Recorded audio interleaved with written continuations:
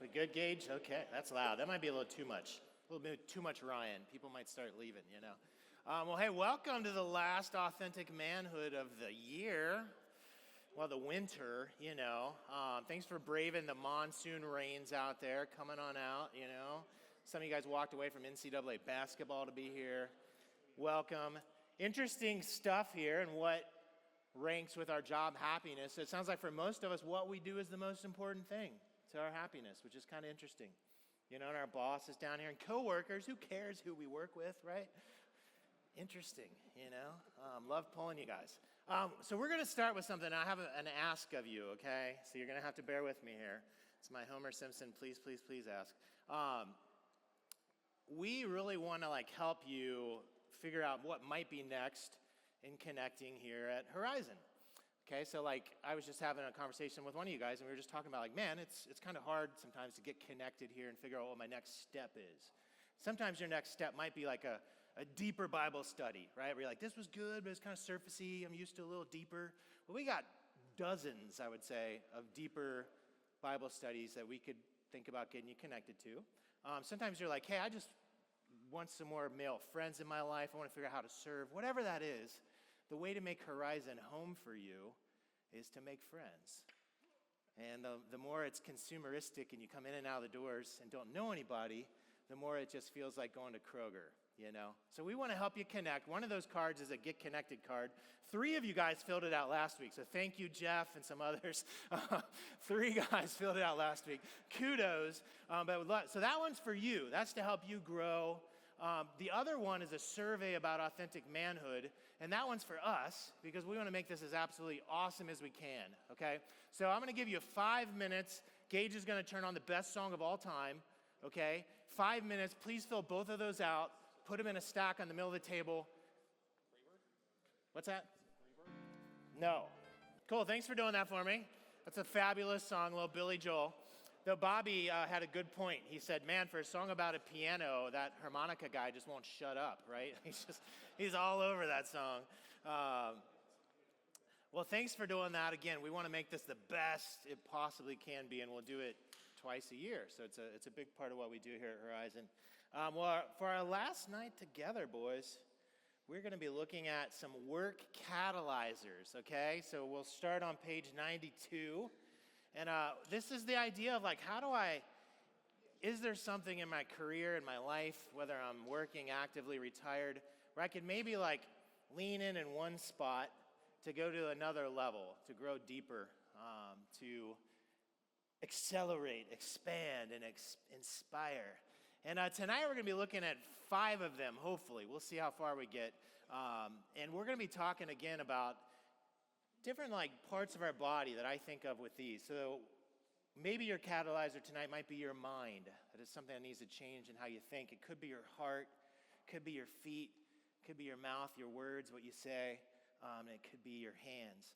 And we're going to do things a little different tonight in our sharing times, okay? Because I love that you guys share and that we talk. And what I'm going to try to do is keep each point moving pretty rapidly, 5-6 minutes of me blabbing.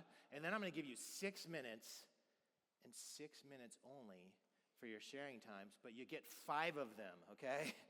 So here's the deal. You don't have to talk every sharing time. Pick your moment. You know what I mean? Pick your spot where you want to jump in and share, but every guy doesn't have to share every single question. And I tried to pare back the questions too. Instead of asking 2 or 3, most of them have one, or it's pick this one or this one, okay? Because I think it'll help us keep moving. And I think it'll also wind up giving you more time to share because we'll do an extra one in general. All right? So we're going to start with your mind, page 92. Pursue self-awareness. As authentic men, we need to know who we are and who we are not. According to Gallup, only 1/3 of workers get to utilize their main strengths every day in their work.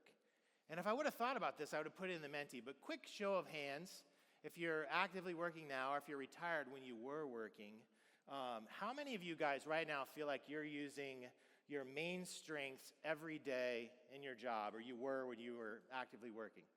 So how many guys are I'm using my right arm every time, if you're right-handed? Okay, and then how many of you guys feel like, sometimes I use my main strengths, but majority of the times I'm using other strengths? Interesting. Okay, yeah. So interesting stuff. So this is a little bit of like know thyself. Like think about who you are as a guy.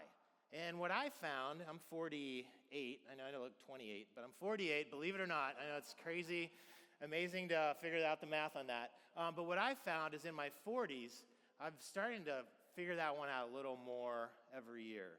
Starting to get a little more comfortable in my skin, figuring out like what I'm good at, what I'm not so good at.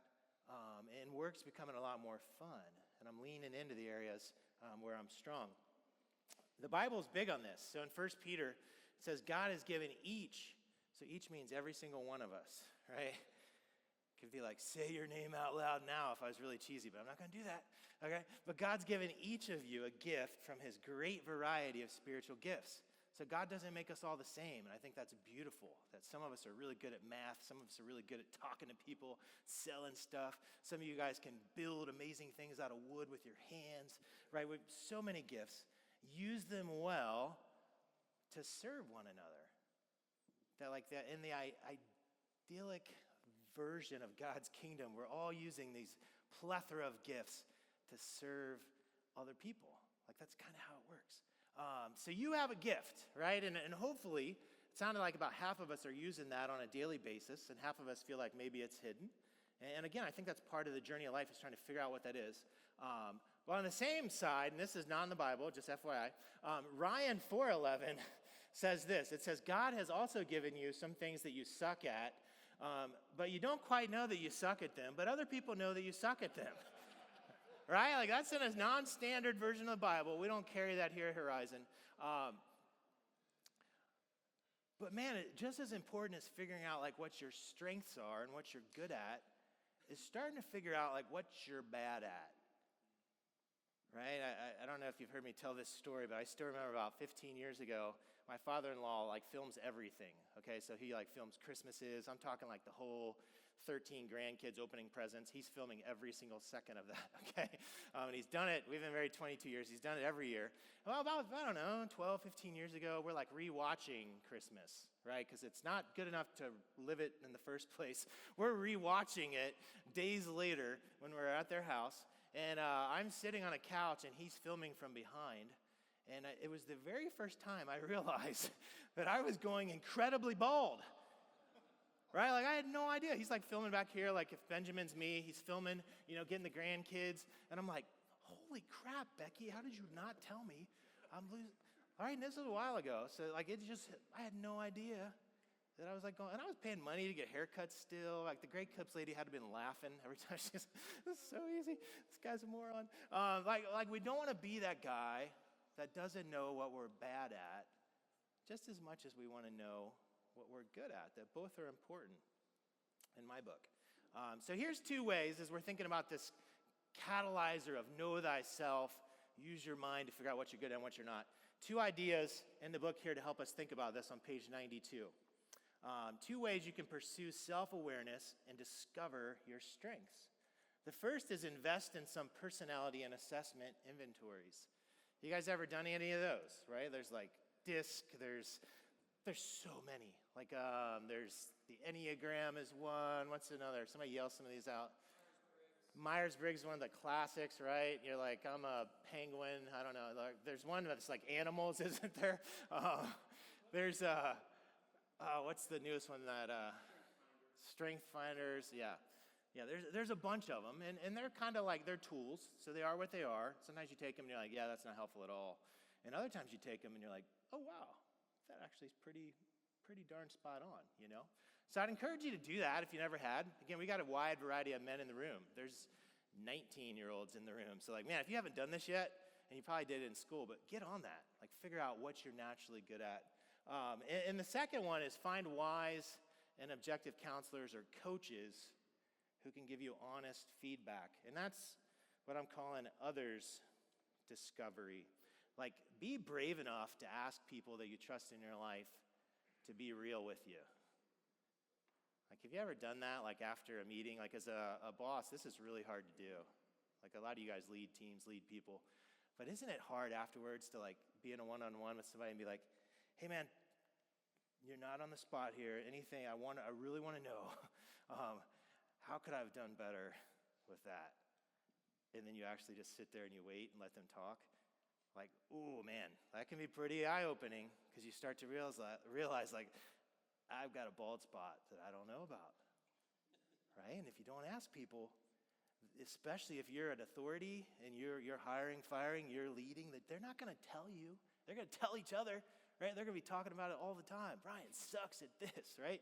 And I've told you this before. Like, I suck with, like, hard details and facts and bills and spreadsheets. Like, I would be the worst person to be running this church if it was on that side of it, right? Like, we'd all be eating, like, crackers and peanut butter tonight, gathered around candles for warmth because there would be no electricity paid, right? Like, it just wouldn't happen.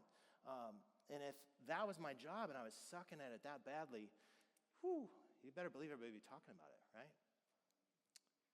So ask people that you trust what their opinion is. And what I like about this next one here, page 92, strength is not just something that you are good at, it's also something that leaves you energized and feeling strong. Have you stumbled in yet in life to what energizes you in your work? Again, I know sometimes work is just, I got to pay bills, I got to feed my family, I'm doing whatever I got to do. I get that. My dad was an auto worker for 35 years, hated his job for 35 years, but he loved us, so he went day after day into freezing or 110-degree auto plants. So I get that.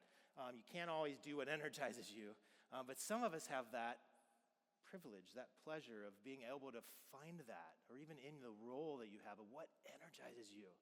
Like when I leave here on Sunday nights, believe this or not, Sundays are a long day for me because I work at a church. But when I leave here and go home, like it's hard to sleep because this energizes me. Like one of the things I've stumbled into here in the last couple years as I'm figuring out who I am is like I get to speak on stage, from time to time over there. And that kind of communication where it's just idiots standing up in front blabbing drains me. Like I leave after that and I go take a 3-hour nap. I'm just like done. I don't want to talk to people. I want to go hide in a hole. This kind of like engaging kind of back and forth communication like energizes me.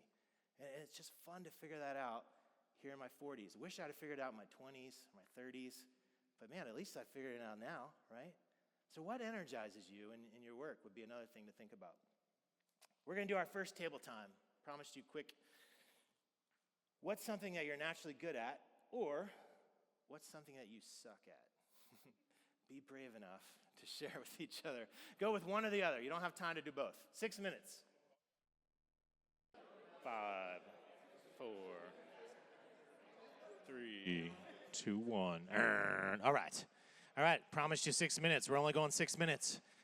We got to learn to manage our 6 minutes, pace yourselves. So if you didn't get to speak this one, you can speak the next one, okay? It'll work that way.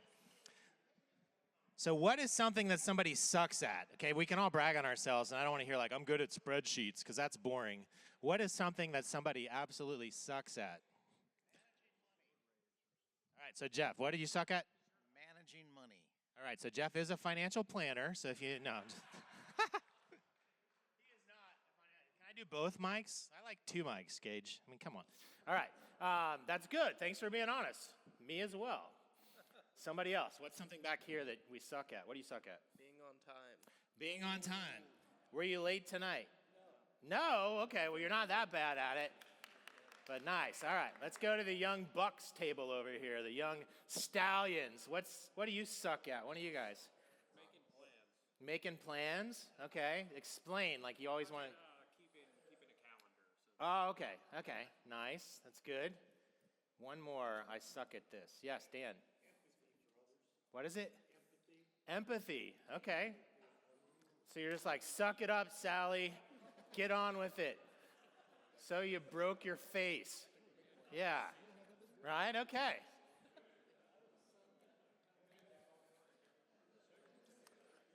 So maybe for you, the catalyzer in your career, maybe in your life, maybe it's what your wife has been dying for you to think about at the age of 75, who knows? But maybe for you, the catalyzer is your brain to think about, who am I? What am I good at? What's my bald spot? What do I suck at? Can I be honest about that and put people around me that are good at it, right? That's a big adult thing to think and do. Next catalyzer, play offense, use your heart. So page 93. What do you guys think of when you hear the phrase play offense? Like, what are we alluding to in our athletic lingo? Being proactive, right? Yeah, like being aggressive is what I think of when I hear play offense. It means not sitting back and just wait and see what happens. It means like stepping up. Attacking, right? Beat Michigan. There you go. You have to arm wrestle some Michigan fans in here. So page 93. So this is season 4 of 6 seasons of Authentic Manhood. So early on in the journey, and probably chapter 1 somewhere, I probably just skipped it in this one too, but they define manhood, authentic manhood, as these things. It's reject passivity, accept responsibility, lead courageously, and invest eternally. So on this idea of play offense, like bring your heart, what I'm leaning into is some of this, okay? So the first one is this idea of reject passivity. And here's what I know, is like I don't tend to be very passive when I'm good at something, right? Like I played baseball growing up, I played football, basketball, like so you get me out athletically. I know Todd's like, man, he's amazing. He's like a white LeBron James. Todd and I have played basketball together. I think we lost to like our teenage boys, but it was hot. It was Mexico, Todd, so we cut us a break. Okay, but like there, I'm going to be super aggressive. I'm going to be in your face because I'm comfortable. I'm confident, right? Like whatever you do for a living puts you into that realm, and you're probably like, dude, what's passivity? I don't know what passive is. I'm going to crush this. But here's what I would say is that your heart shrinks where you're unsure. Mine does, right? Like put me into a situation where I'm not quite sure how this works, how to handle this. I've already revealed that I suck with like details. Put me in charge of like my daughter's wedding someday, and I'm going to be very uncertain and very passive. I'm going to sit back because I'm not going to be afraid to make a mistake. But authentic men reject passivity. And I've mentioned this before. It's this idea of being intentional, but really, do you know what the first sin of Adam was? Yeah, so when you look at the Bible and you read Genesis, and I've mentioned this once already, but like basically when Eve is tempted by Satan, and he's like, did God really say this? You can eat the apple, Eve. It's totally cool, okay? Well, like if Benjamin was Eve, okay, you'd make a fine masculine Eve, okay? Here's where Adam was while that was happening. Adam's right next to her is what the Bible says. He's with her. He's watching his wife be tempted. He's watching his wife listen to lies. And here's my 2025 version of it. He's on his iPhone, right? He's like, don't know what to do about that, honey, so good luck. Right? That the first sin of Adam, don't quote me on that theologically, okay? But the first sin of Adam in my book was that he is a big wussy, okay? I can't quite go to the next word because this lives forever on the internet, but he's a big wuss. He sits there passively and lets his wife fall right into a trap, right? He just watches it happen, and he just sits there fiddling with his phone or whatever, playing with a turtle or something. I don't know what he was doing at the time, but he wasn't doing what he was supposed to be doing.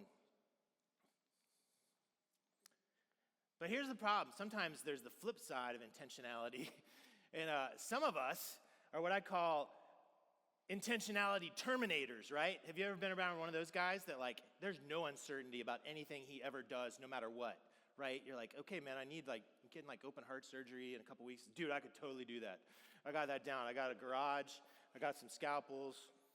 I can punch you in the face to knock you unconscious. And right, they're just so confident. They're so intentional. They're so willing to jump off of any bridge to make anything happen. And you're like, are you sure? Have you thought about that? No, man, I got this. Right, like that's the other side of it. I don't think that's what being an authentic man is either, right? It's just this bravado, machismo, always walking around like, I know exactly everything about everything. Do you have any friends like that where like any topic you bring up, they one-up you? And they're like, oh yeah, well I can tell you about Latin America politics among Mormons, right? Like here it goes, right? And you're like, what? I majored in that in college. I was the only person in the whole country to major in that in college, and you know more than me? That's crazy. I don't think it's telling us to be that either. Because the second thing here is this idea of accept responsibility, that authentic men are responsible, that we don't just live with just our hearts. Have you ever heard that phrase, like, follow your heart? Like, doesn't it sound amazing? Like, follow your heart, Dave, Greg, it's going to be beautiful. Follow your heart. Sounds awesome. It makes a really good, fun Instagram clip, and it's like people like joyfully skipping and like, follow my heart, this is great. Well, do you know what the Bible says about that? Crazy enough, the Bible says that the heart is deceitful above all things and beyond cure. Who can understand it? Well, how can that be true, Ryan? Like, my heart's so good, right? Sometimes. I would say what I've found in my life is here's what the heart always wants. The heart is always looking at the greener grass in every situation of my life. And sometimes that's really good because I need passion, I need desire, I need bravado to like help me push and, right? Like, but man, if I just live out of my heart, I better darn be sure that the grass on the other side of the fence isn't astroturf, right? It's not fake grass. It's not. I'm jumping out of the frying pan and into the fire. And I think we all probably have friends who've done that in their lives, right? Where they just live from their heart all the time. And you're like, hey, that's amazing. And I wish I was so free-spirited, but you live in your van down by the river. So kudos to you. You got a lot of freedom going on. That an authentic man, what I call is you marry the heart and the mind, right? That you have this wisdom of like having courage and living with your heart, right? And bringing it. But you also marry that with the idea of being responsible, right? That your heart and your mind are married in a life. Because then you can show courage. Then you can invest in places that matter. And kind of how I've summed up this little section in my mind of what it means to be an authentic man is to be intentional, responsible, and courageous where it matters.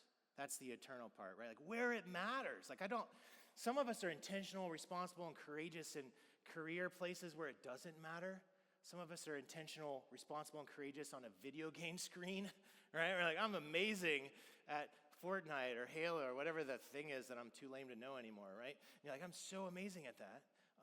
Or in your Bengal fandom, right? Like, I'm so courageous cheering on the Bengals, but I'm not going to talk to my teenage son about masturbation, right? Like, pick your courage. But I would say, place it where it matters most. That what God calls us to do is to marry the courage of our hearts and that desire for more with our minds and what we know to be true, what's responsible, what God's teaching us. That idea of just follow your heart won't get you very far. All right, sharing time number 2. 6 minutes only. Do you think you're tempted to be passive in certain situations? If so, when? Hey, so what is a place at your table where you're tempted to be passive? Anybody brave enough to share as a man where you might find yourself passive? Not saying you guys have to share, but I am looking at your table, Dave, so you know. Anybody? Anybody brave enough? You don't have to out another guy. That's the one rule. Don't out another guy and be like, he's so passive at this, that John Kirby. He's such a wuss. When there needs to be confrontation. When there needs to be confrontation. Anyone else feel that same way? Like, I suck at confrontation. I've gotten that feedback from bosses for 30 years now. Yeah? Oh, you didn't? I thought he raised his hand. Oh, no, he was on it. All right. Okay, you know. Okay, let's go one more. All right.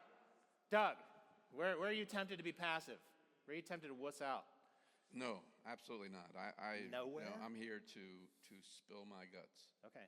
Okay, so I'm passive about things that I'm not confident to do.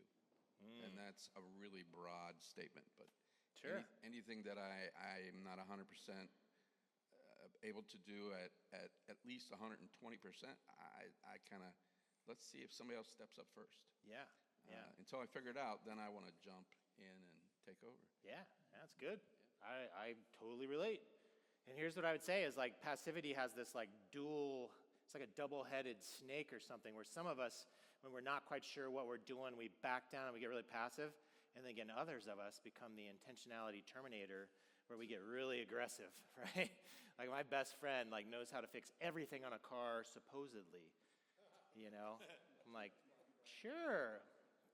Totally, right? You know, and you just kind of, they're your friends. You're just like, yeah, I'll fix it myself, or I'll pay for somebody to fix it.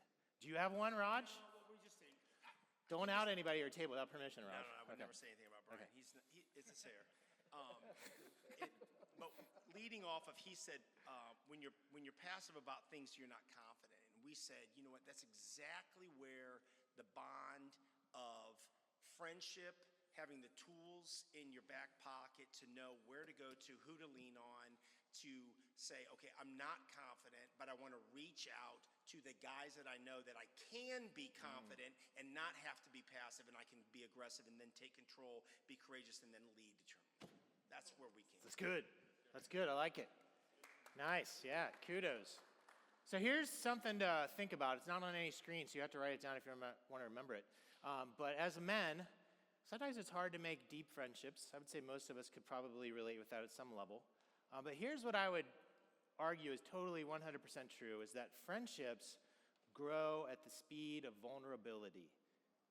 Okay, they just grow at the speed of vulnerability. So if you want to take 30 years to grow a friendship, be very unvulnerable all the time with the people you're hanging out with. And it'll grow very, very slowly. Okay, but if you want your friendship to go quickly, and again, you don't want to trauma dump on somebody. Be like, Jason, let me tell you everything. And you're like, I just met you. Let me tell you about, right? Like, you got to be wise, but vulnerability, that friendships grow at the speed of it. As men, that's hard to do, but man, don't we want good friends in our life? All right, moving on, kids. Establish a track record of faithfulness. Here's where we use our feet. We're establishing a track record of faithfulness, page 93. As you think of faithfulness in work, what are some things that come to your mind? Let's whiteboard this together here for a second. What does it look like to be faithful in your career? What's a faithful person look like in your field? Any of that? Total honesty. Okay, so they're honest, which goes to trust, right, Jay? Yeah? So humility, I heard do what you say you'll do.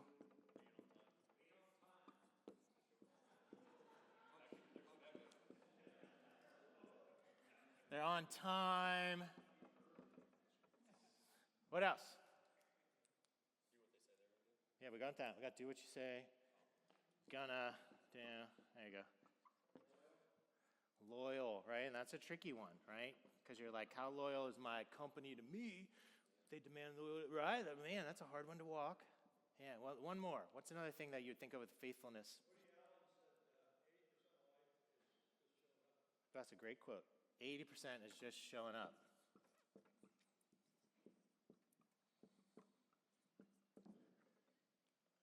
And maybe for you, a catalyzer is your mind. You need to think through, what am I good at? What am I bad at? Maybe for you, a catalyzer is your heart. You need to start playing offense, get off the bench, get into the game.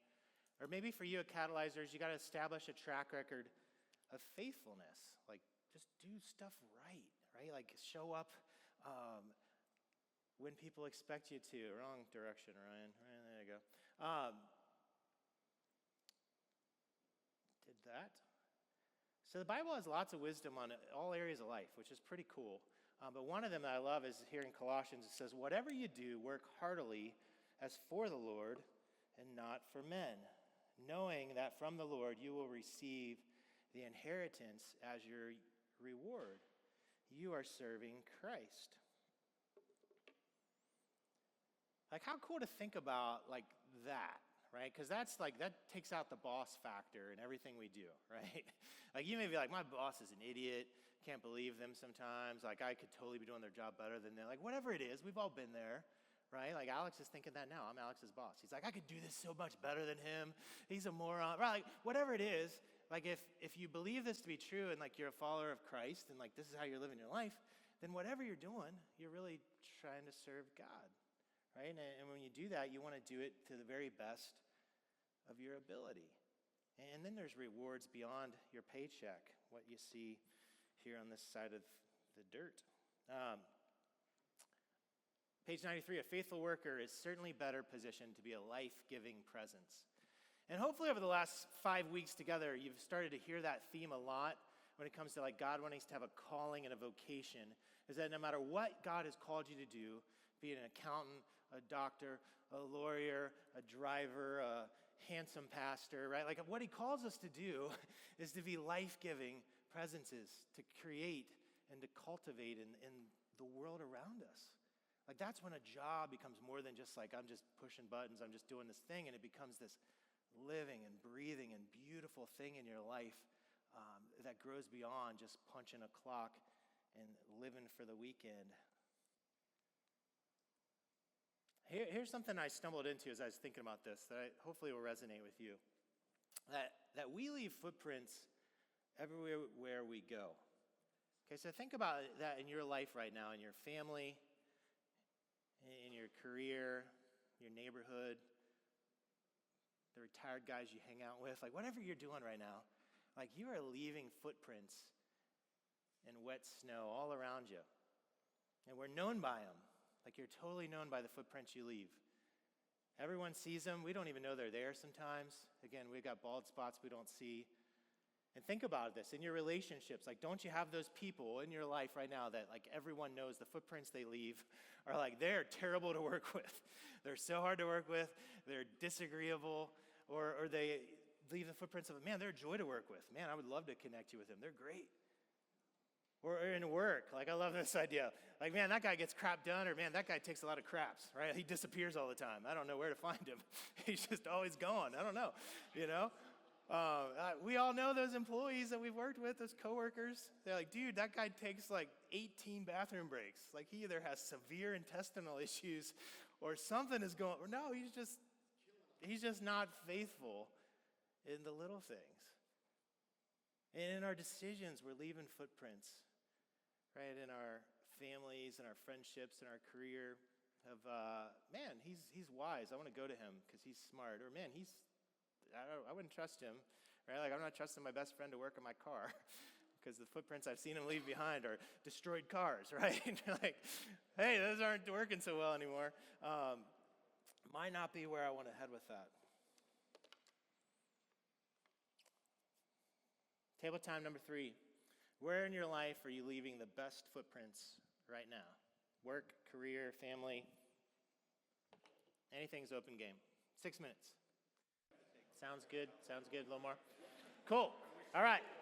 Where's a place where you're leaving good footprints right now? Anybody want to own up to it in a good way, man? What's going well? Where are you leaving good footprints in life? Work, family, health, lots of areas. Who's got one?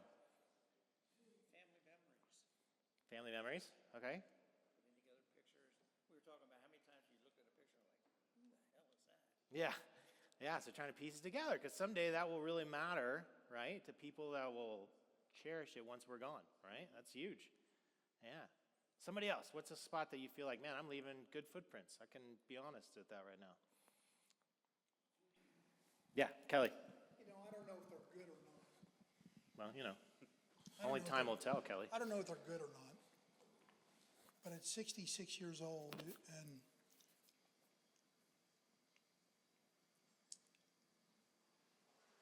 I hope the footprints that I'm leaving are more than who I've been as a worker. I've worked my fanny off all my life. And I've been very blessed. But right now, I have 9 grandbabies. And I remember as a young man getting up and praying for the hedge of protection around my kids and my family all our life. You young guys, be on your knees for your little ones. We prayed for our spouses, our kids' spouses. So for me, as I'm checking my spirit, which dwells within me, I just want you all to know that from an eternal value perspective, it kind of dismisses this topic of work. It does for me, and I pray you don't think I'm being pious, but we've been through a lot as a family, but we've all been healthy. All our grandbabies, 9 grandbabies are healthy. And I'm just so thankful to my Lord for eternal value things because I want to see everybody in heaven someday. Yeah, that's awesome. Yeah. Yeah, I think we all relate with that, right? Like we want to be leaving footprints where it matters, places that matter. And John does far more than me, but we do some funerals around here. And nothing will put this in perspective clearer than sitting at a funeral. And we average probably about one a week in some form or capacity, whether in our building or not. And it's, man, you hear that over and over again. And you know what jobs get summed up by grandkids and children when they stand over a casket? Is Dad worked hard. It's literally like four words. Dad worked really hard. Like the stuff that they weep over and cry over is like, Dad showed up in my game. Dad sat with me when I got dumped by that girl in high school. Right? Like those are the things that matter. Those are the like footprints that we want to leave. So I would say like right now, maybe that's a hard question to answer, and maybe you don't like the answer. But I would say like, where do you want to leave good footprints? Like it's never too late. Start leaving good footprints now. That's what's dawned on me at 48 is like, man, I'm heading towards the back 9 here, and it's like, I've still got 9 more holes to play, Lord willing, right? Like, I want to leave good footprints from here on out if I haven't been in certain areas as a dad or husband, because it does go beyond just work. But at the same time, work is a part of this, so I think it is important to think about and talk about as well. Last one that we'll probably be able to get to is establish culture of encouragement. Use your mouth. And again, we're talking about catalyzers. So maybe for you, it's your brain, thinking about what you're good at, what you're bad at. Lean into that. Maybe it's your heart, starting to play offense in your career, like being a little more intentional, wisely. Maybe it's your feet, leaving these faithful tracks behind you. But the Bible talks a lot about encouragement, places a premium on it, in fact. In 1 Thessalonians, it says this, encourage one another and build one another up. And I love this idea of like bricks, that literally when we encourage people, like we're literally helping to build them. Like encourage is the loaning of courage. Like I have courage and I'm going to loan it to Josh Acree by saying something encouraging. Like here's some of my courage, Josh. Right? And don't we need that as men from time to time? We need an encouraging word. And here's something that I think is true.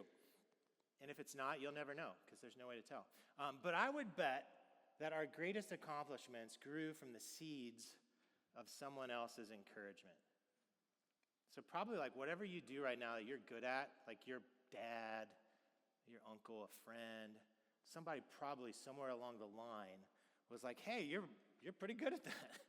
Man, you should keep doing that, right? Like people listen to you, or people like trust you with their money, or man, you care about people, so maybe you should go into like psychology, right? Like as I think back on what I do now, I think of the voices of my mom, my mentors in life, different coaches that have said things, and they've totally like impacted the trajectory of my life. And isn't that crazy to think about? Like if that one guy wouldn't have said that thing, or if my dad wouldn't have really leaned in this area, where might I be? Never underestimate the power of an encouraging word. John C. Maxwell. And he's not even here to brag on him, which is probably appropriate. So a friend of mine here at Horizon, Thomas Wagner, he normally sits at this table. He's in our Sunday night men's group. But so the second time I ever spoke at Horizon, so this is probably like back in, I don't know, 2018, let's say. Back in the day, we had 2 exploring services. Okay, so it was like, I forget, it was like 8:50, I think, was like equipping. There was a Saturday night equipping. And then exploring was like 10 and 11:10, right? Anybody checking my math on that? Does that sound right? Okay, so it's the second time I've ever spoken Horizon. I get up and I do the first exploring message, and like, it was like crickets, okay? Like it's like everyone sat there like you guys are sitting here right now, which is fine because right now it's appropriate. But I was working it, people, okay? Like I had planned a great talk and there was humor that no one had found funny, you know, right? Like there was these moments where I would do what Chad does, and I would like sit in a chair and try to get real like empathetic, you know, because I'm good at that, unlike the guy in the back there, Dan. You know, and I'm like, lean in, people. Nobody was leaning in, right? Like it was just going terribly. Like the ship was sinking, okay? And that's all I felt. Whether that was reality or not, was like, this is going horribly. And I like finish okay? And like when you come off the stage in there, and it's weird to call it a stage, but it's a stage. Like normally you come out and you like talk to people, hey, and all the little ladies are like, that's so good, good job. You know, they give you the mom encouragement.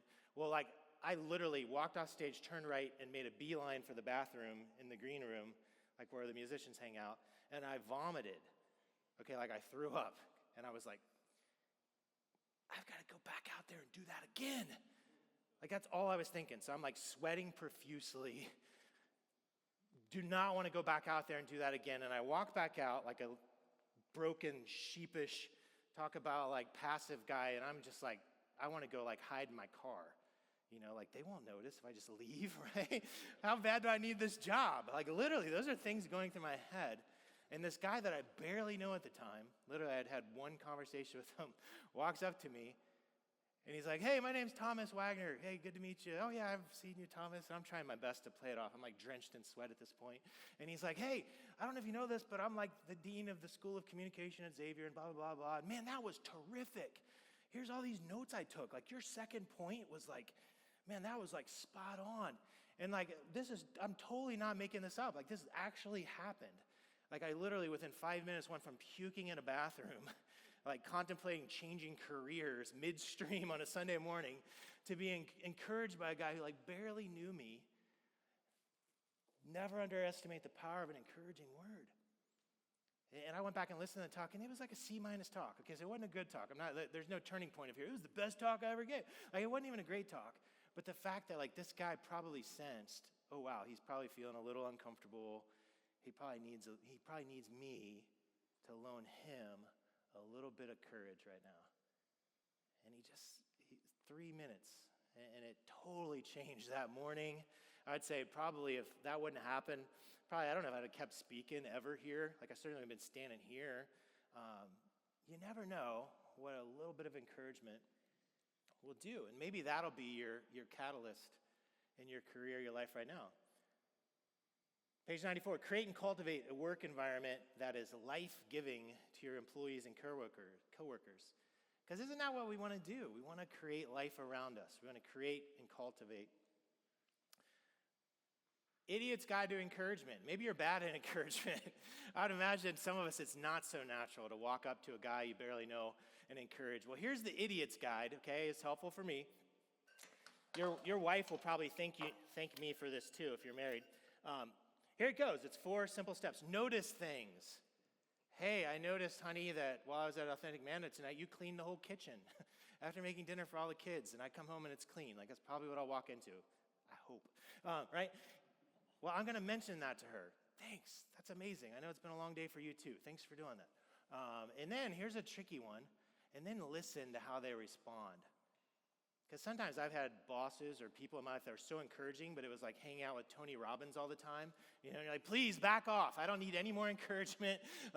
So be sensitive to how they respond. Like maybe they totally want that encouragement, need it, or maybe like they're struggling, and like just be sensitive and listen, and then repeat. So in your world right now, whatever that looks like, whether tomorrow morning you're walking into an office, whether tomorrow morning the office is your bedroom, whether tomorrow morning the office is hanging out with your 9 grandkids, you can do this. You can loan courage to them, and it will start to slowly change the world around you, because guys like Ryan will need a little bit of encouragement in the moment, and a guy like you or Thomas Wagner will walk up and say that and loan them that, and it will totally change the trajectory of their day. Last share time. This one is tricky. You only got 3 minutes. On a scale of 1 to 10, how are you as an encourager? Shouldn't be hard. Just share a number. Stop. All right, fellas. Time is up, but that's sharing time. It is 8:15. Here's my challenge to you on that one is like wherever you're at, what would it be like to go one more? So if you're at a 3 and you're like, I have not said an encouraging thing to my wife in 32 years or to my kid, just what would it be like to one time this week be like, hey, honey, thanks for this. Take a step. Last blank of the book, so we can say we filled it out. Okay, page 95. Authentic men see their work as a calling from God. And hopefully over the last 5 weeks, if you've got nothing else, you've gotten that idea of like my career, my work be more than just work? Like, could God be using it in my life to shape and mold me? But could I be this ingredient, right? Like yeast in the dough, like this ingredient wherever my work is, whatever I do, where God's using me to create and to cultivate and to grow life around me. And I promise you, each and every one of us can do that. Whether you're an extrovert, an introvert, whether you're super handsome like me or, pretty average like Roger, right? Like anywhere in the middle, like God can totally use you. Normally I make Roger my handsome guy, so I just figured I'd throw it out there. So you got to learn to never sit here, because then you wind up being Eve. You wind up getting lots of participation at this table. So I apologize for that. That's true. So you need somebody that's willing to tell you the truth. So thank you, Bobby. But friends, it's been an absolute honor to be with you guys for the last 5 weeks and to go on this journey together. I love it. Like I said, I leave here energized. I leave here thinking about each of you, and it's been fun to get to know you a little better over the last month or so. And we'll do this again in September, and it's another season, so it's not a man and his work. I think it moves on to maybe it might be a man in his marriage. I don't know. I'll have to look. But basically, every one of these is different, and it rotates every, we only rotate around the horn every 3 or 4 years. So I'm going to pray for us, and I'll let you guys get out of here. Leave the cards on the table. Yes, please leave the cards on the table. If you didn't fill that out, please do. My boss yelled at me for not getting more filled out last week. So, throw a guy a bone here. God, thank you for these men. I just thank you that you know each of us by name and by story, that you tell us that you knit us together in our mother's wombs, that you made us for a purpose, and it's a personal purpose, that each of us are gifted in different ways. And I just thank you for the variety of gifts in this room. So many awesome guys that I've just gotten to know over the last 5 weeks and some over the last 5 years or so. And I just pray for more of that. Lord, I just pray for this idea of authentic manhood, that you would help us to be men that aren't passive, men that accept responsibility, and help us to just be men that are about eternal things, that we're leaving footprints where it matters. I pray that for each of us. Thank you in your name. Amen.